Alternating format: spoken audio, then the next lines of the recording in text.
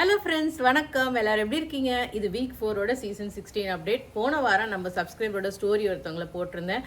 நீங்கள் அதை பார்க்கலன்னா கண்டிப்பாக போய் பாருங்கள். ரொம்ப ரொம்ப மோட்டிவேட்டிங்கான ஒரு வெயிட் லாஸ் ஸ்டோரி.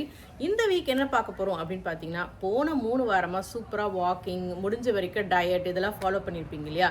இந்த வீக் 4ல் இனிமேல் எப்படி நீங்கள் உங்கள் டயட்டை கண்டினியூ பண்ணலாம், அதை பற்றி தான் நம்ம பார்க்க போகிறோம்.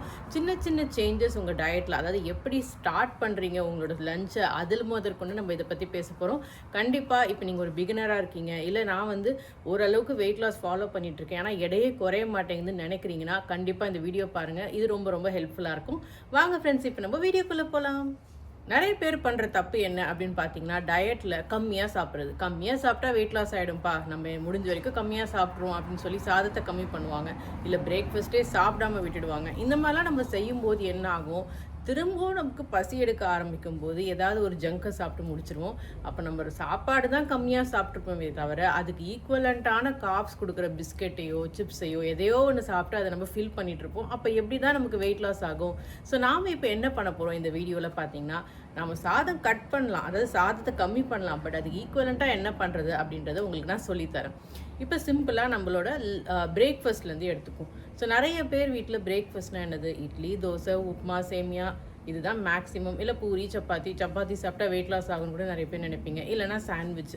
பட் இதையே சாப்பிட்டு இருந்தால் திரும்ப நம்ம காப்ஸையே தான் முழுங்கிட்டு இருக்கோம். ரைஸ், ஸ்வீட், இது ரெண்டுத்துலேயும் காப்ஸ் தான் இருக்குது. ஸோ எந்த ஃபார்ம் ஆஃப் இதை நீங்கள் சாப்பிட்டாலும் அது உங்களுக்கு காப்ஸ் மட்டும் தான் கொடுக்க போகுது. அப்போ என்ன பண்ணலாம் அப்படின்னா, கண்டிப்பாக வாரத்தில் ஒரு 2-3 நாள் ஃப்ரூட்ஸாக அதை மாற்றிக்கோங்க. இதுதான் ஃபஸ்ட்டு சேஞ்ச் நீங்கள் மேக் பண்ணும். பிரேக்ஃபாஸ்ட்டுக்கு ஃப்ரூட்ஸா அப்படின்னு நினைக்கிறவங்க, இல்லைப்பா எனக்கு ரொம்ப பசிக்கும், ஃப்ரூட்ஸ்லாம் நம்ம கட்டுப்படி ஆகுது அப்படின்னு நினைக்கிறீங்கன்னா, இந்த இட்லி தோசையை மில்லட்ஸாக மாற்றிடுங்க. அப்போ என்ன ஆகும், உங்கள் ரைஸோட இன்டேக் கம்மியாகி மில்லட்ஸோட இன்டேக் அதிகமாகும். இப்போ உதாரணத்துக்கு நான் எங்கள் வீட்டில் இட்லி மாவு அரைக்கும் போது அதில் வரகு, குதிரைவாளி, ராகி எல்லாம் போட்டுட்டு ரைஸுக்கு ஈக்குவலண்ட்டாக இந்த மில்லட்ஸை வர வச்சுட்டா, அப்போ ஓரளவுக்கு நம்மளோட இட்லி தோசையை நமக்கு ஹெல்த்தியாக மாறிடும். அந்த மாதிரி பிரேக்ஃபாஸ்ட்டை நீங்கள் ஃபஸ்ட்டு ஃபிக்ஸ் பண்ணுங்கள். Next lunch. ஸோ லஞ்சில் நம்ம என்ன பண்ணுறோம், சாதம் நல்லா பூச்சி வச்சுட்டு அதில் குழம்பு, கொஞ்சோண்டு ஊறுகாய் மாதிரி பொரியல், அப்பளம், சிப்ஸு, சில பேர் மிக்சரு, அந்த மாதிரி ஏகப்பட்டதை கலந்து அடிச்சுட்டு சாதத்தை மெயினாக நம்ம ஃபோக்கஸ் பண்ணுறதால நம்ம மற்ற ஐட்டத்தெல்லாம் கம்மியாக சாப்பிட்றோம். இப்போ நீங்கள் என்ன பண்ண போகிறீங்கன்னா, உதாரணத்துக்கு இன்றைக்கி நீங்கள் வெண்டைக்காய் பொரியல் பண்ணுறீங்க.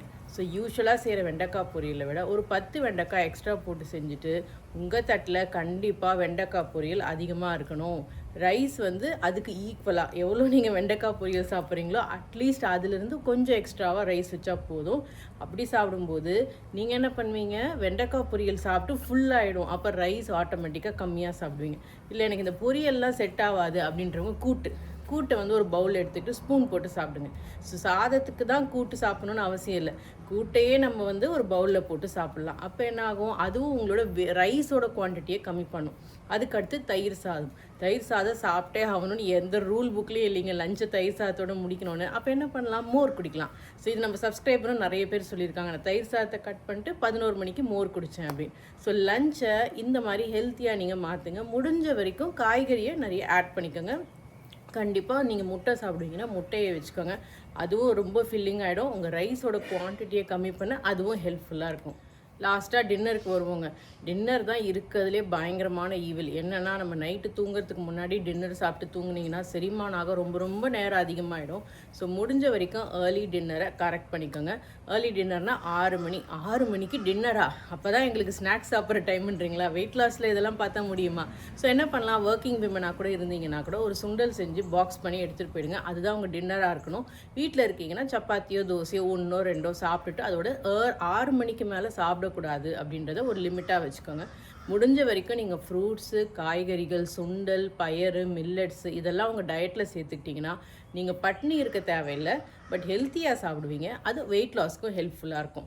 ஸோ இதுதான் இந்த வாரத்தோட அப்டேட். இனிமேல் இதுதான் நீங்கள் ஃபாலோ பண்ண போகிறீங்க. இப்படி ஃபாலோ பண்ணிங்கன்னா உங்கள் வெயிட் லாஸ் ஹெல்த்தியாக இருக்கும்.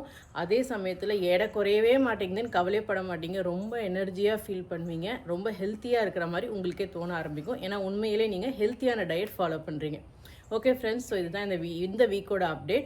நிறைய பேர் இதை ஃபாலோ பண்ணுறீங்கன்னா கமெண்ட் பண்ணுங்கள், எப்படிலாம் நீங்கள் ஃபாலோ பண்ணுறீங்கன்னு மற்றவங்களும் தெரிஞ்சுப்பாங்க. நம்ம ஸ்டெப் அப் ஆப்லேயும் டெய்லி டயட்டை அப்டேட் பண்ணுங்கள்.